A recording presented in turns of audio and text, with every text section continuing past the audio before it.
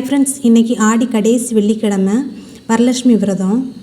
சாமிக்கு வைக்கிறதுக்காக சர்க்கரை பொங்கல் பண்ணுறதுக்கு தேவையான பொருளெல்லாம் எடுத்து வச்சுட்டேன். தண்ணி வந்து கொதிச்சிட்ருக்கு. அரிசியை 2-3 தண்ணி கழுவிட்டு கொதிக்கிற தண்ணியில் போட்டுட்டேன். அரிசி போட்ட பிறகு ஒரு ஸ்பூனை வச்சு கலந்து விட்டுடலாம். அரிசி நல்லா வெந்த பிறகு சர்க்கரையை போட்டுடலாம். பாயசத்தில் போடுறதுக்காக அரை மூடி தேங்காய் வந்து துருவி வச்சுருக்கேன். சர்க்கரையில் கல் தூள் எதுவும் இல்லாததுனால அதை பொடி பண்ணி வச்சுருக்கேன்.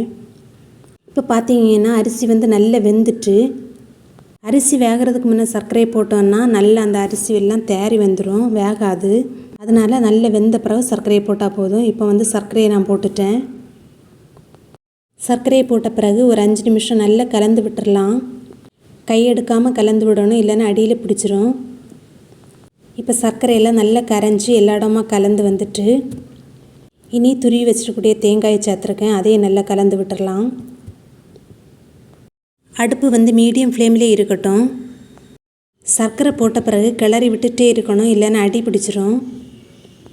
இப்போ தேங்காயை நல்லா கலந்து விட்டுட்டேன். 10 ஏலக்காயை 1-2 பொடிச்சு வச்சுருக்கேன், அதை போட்டுடலாம். கூடவே கொஞ்சம் முந்திரி பருப்பும் எடுத்து வச்சுருந்தேன், அதையும் சேர்த்துருக்கேன்.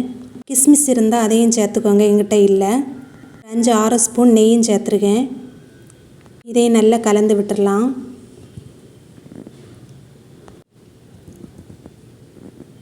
இப்போ சர்க்கரை பொங்கல் ரெடி ஆயிட்டு, இனி சாமிக்கு வச்சிடலாம்.